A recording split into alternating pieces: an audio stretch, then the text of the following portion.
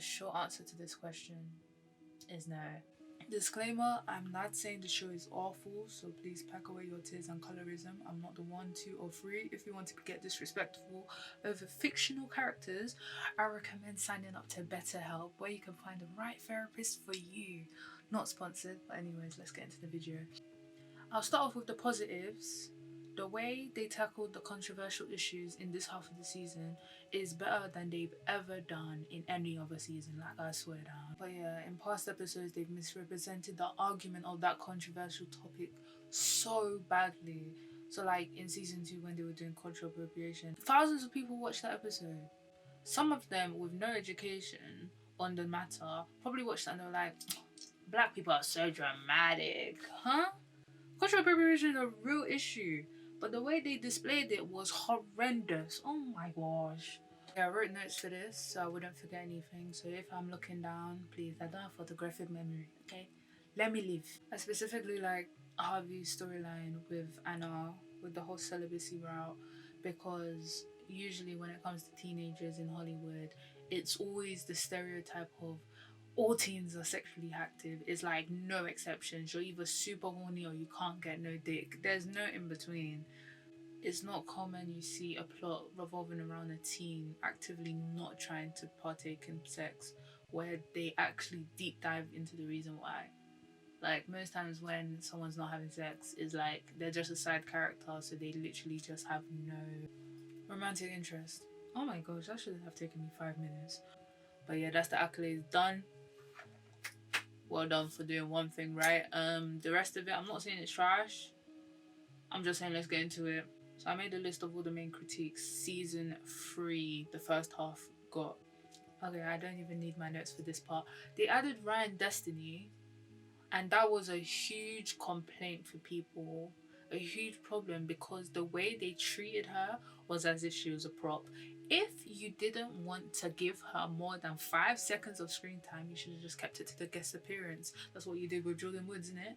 I swear down, you did that. So it doesn't seem like it's correlating, because when you have a brand new character that's going to be reoccurring on screen, why don't they have more than four lines? I just want to know.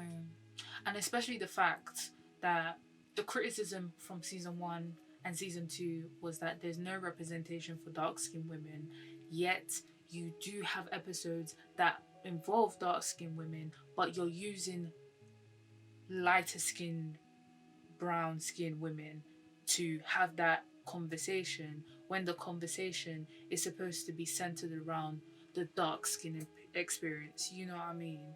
So, like, you remember that episode, it's hard out here for a pimp. They used Jazz and Sky as if they were dark-skinned women when they are the same skin tone as Zoe, and I didn't really understand that. I understand Zoe's biracial, like she's an actual biracial woman, but let's not pretend like our eyes do not work, because them skins of shade, them shades of brown, they're equaling each other because they fucking match. So obviously it would have made more sense to have a dark-skinned woman, but you didn't. And now you do have a dark-skinned woman, and you didn't want to have any type of conversations where it revolves around, the topics that you tried and you failed at trying to execute. You decided to use her for bants, to just throw it in there so people will stop complaining, as if people aren't going to complain about you dashing her in there for bants, because even her storyline was what? Another critique the show often got in the 3rd season was that it was lacking realism. Personally, I don't really mind, because a TV show is a TV show, but I do understand the points people were giving, saying that it's very unrealistic. And especially with Zoe being rich, it's like, that babe has no consequences to her actions. Huh? That babe has never had money troubles. And even when her dad cut her off, she was still calm. That's why she got an internship immediately. But it is still a TV show, so I pick my battles. I will not die on this hill. Next critique. Critique number 4. Zoe's unlikable personality.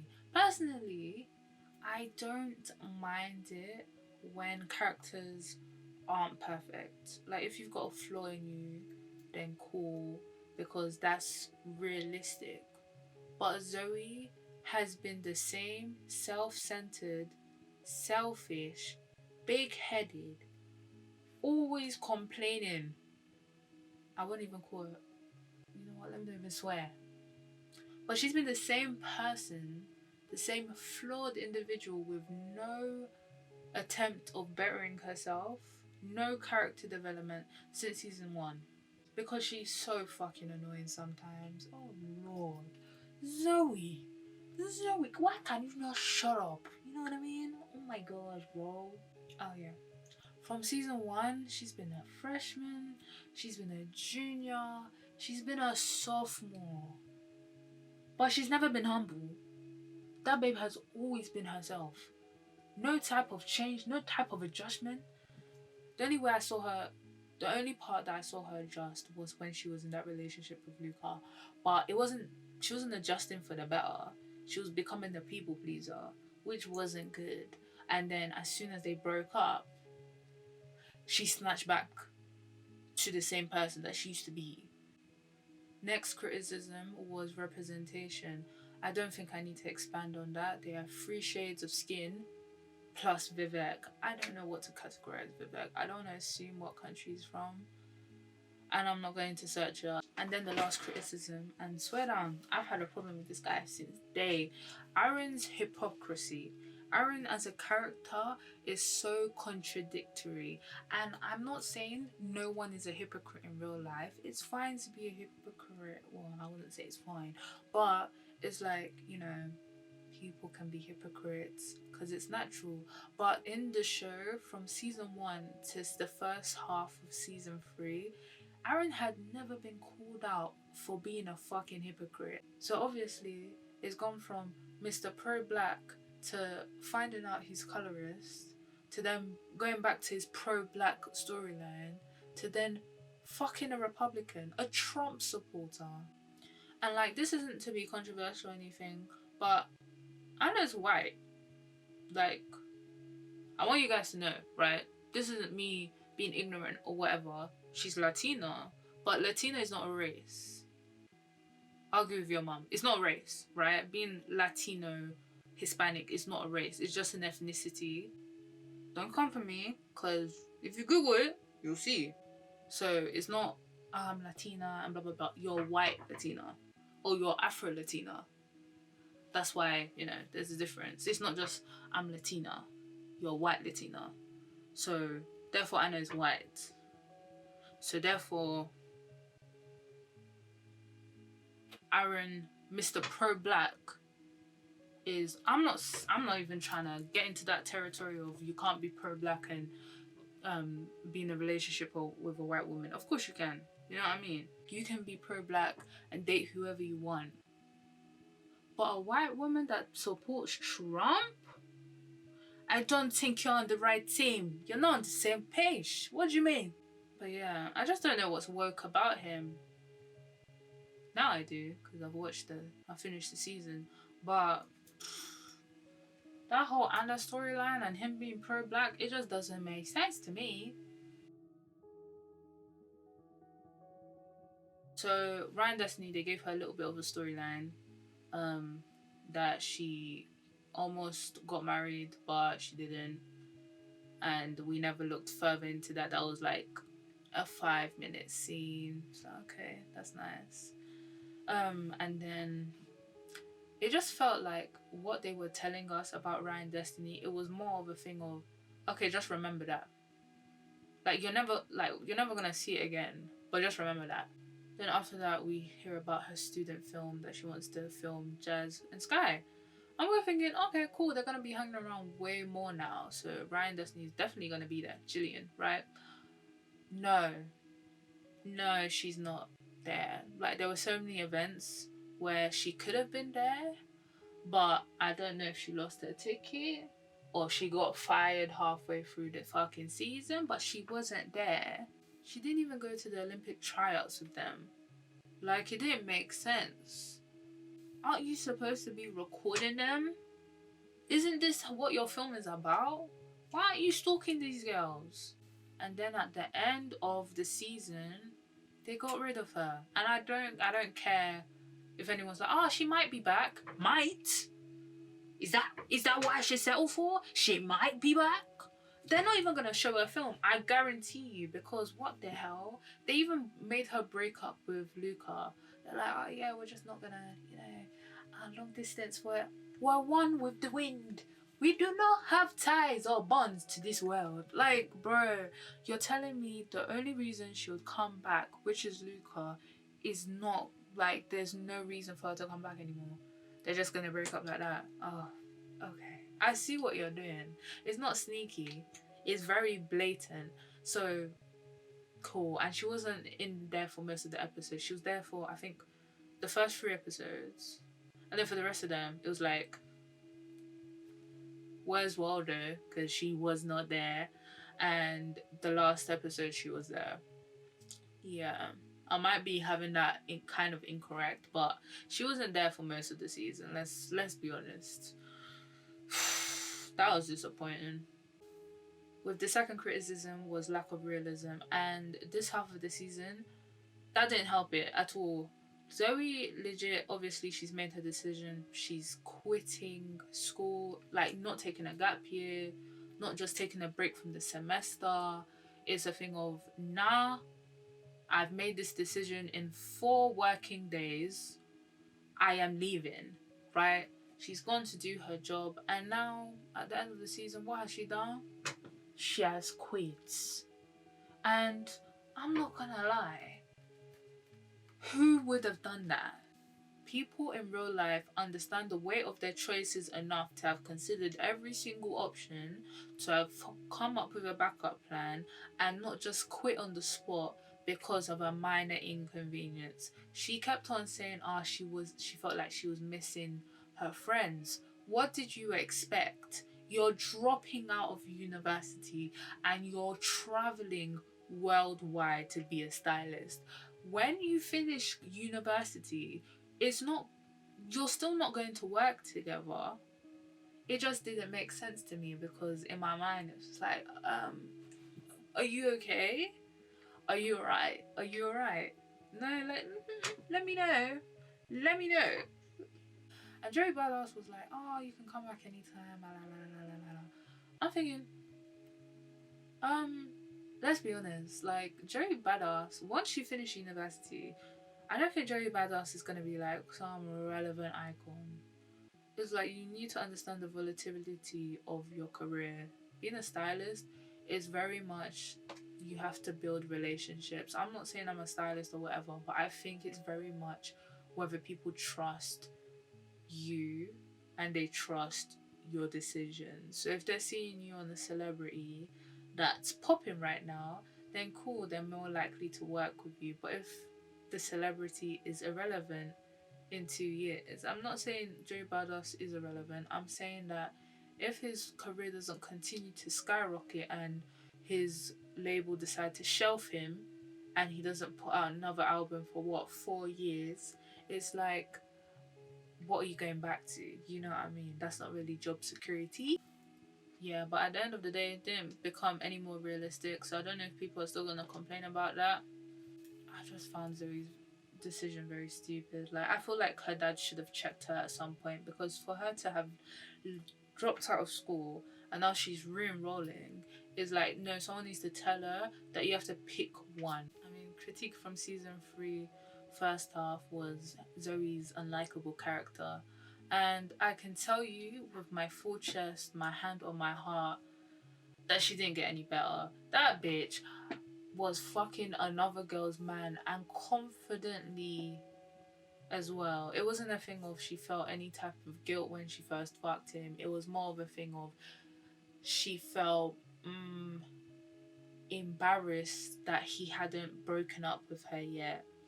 I know they tried to make her do that whole thing of she went to Aaron and told him, like, I'm taking myself out of the equation to try and redeem herself, but it's too late, bro. It's too late. You don't fuck someone else's man and then not feel guilty for it, and then even say that I saw him first, so therefore I had dibs, and then think, oh yeah, me being mature now for like 10 minutes is, yeah, I'm a good person. Like, she complains a lot. I feel like every episode she complains. Not the Anna and Harvey episode, because obviously she wasn't in it, but usually when I see Zoe, she's doing some sort of complaining. Let's be honest.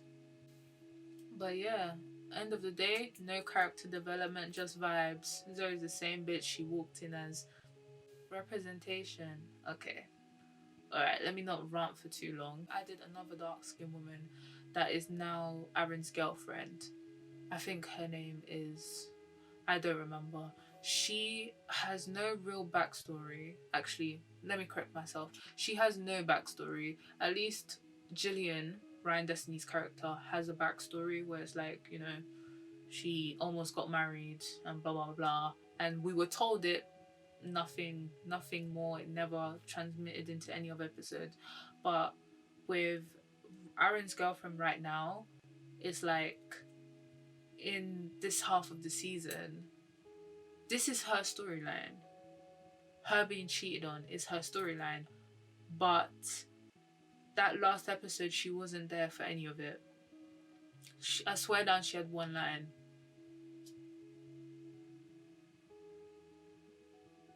No, like if you watch the last episode, you'll see she has one line, and this storyline is her boyfriend literally cheating on her, and you're telling me there was no way to add her in a little bit more?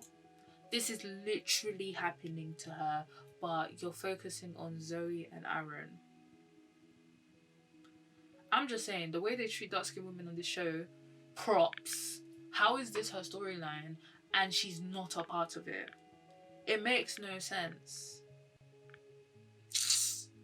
Bastards. And you can also have some more representation for like what Asians. You literally have no representation for Asian people, no representation for Native Americans. I don't really know what Vivek is. I don't know if he's just that culturally ambiguous guy, so he kind of checks the boxes for a bunch of skin tones, because you don't really know what Vivek is specifically, because I cannot remember where his parents are from the first season. I feel like they stated it, but I can't remember. I just remember that his dad's a taxi driver. And that's it. Do you think he's sending money to his family? You say you're doing it for them, but they're still broke. The last critique is Aaron's inconsistent character. I think for this half of the season, it's been way more consistent than any other season. I'm not gonna lie, like, with who he was dating, a dark skinned woman. I'm not saying dating dark skinned woman corrects your colorism. It's kind of a thing of you have to actively check your inner colorist and your internalized racism in order to, like, you know, be better and have character development.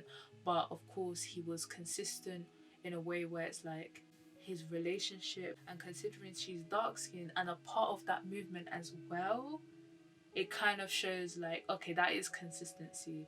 That is him caring about the movement that he's a part of, because he's dating someone that cares about it too. That then there was that episode where Naomi called out Aaron for being a hypocrite, because obviously he's all pro black and stuff, but he dated Anna, who's a Trump supporter. So in my mind, it's like, it's clear that the writers wanted to make him better, and then for him to have made such an advancement with the whole movement, and to have actually gotten the university to stop funding these private prisons, it shows consistency in his character, because he cares about that. And I'm not gonna lie, him cheating on his dark skinned girlfriend for Zoe is also consistent. Pretty much been obsessed with her for ages, so it's very much in his character. Like, that is something you would expect him to do. Don't cuss me out in the comments. I'm just saying what I believe. If you think different, then let's discuss calmly. Right? I'm not here to fight, because I don't have time for that. I'll just block you. I'm not gonna lie. I don't argue with people like that. I don't get paid enough.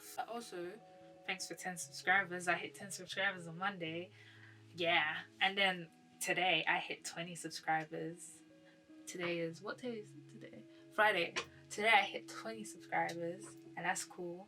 So that's 19 complete strangers, And my mum, yeah, I'm not gonna shout her out. I don't even think she watches my videos. She just subscribed because she was like, oh, let me support. Yeah. I don't know what the next video is going to be, but hopefully you'll see me in your recommended soon. So, bye.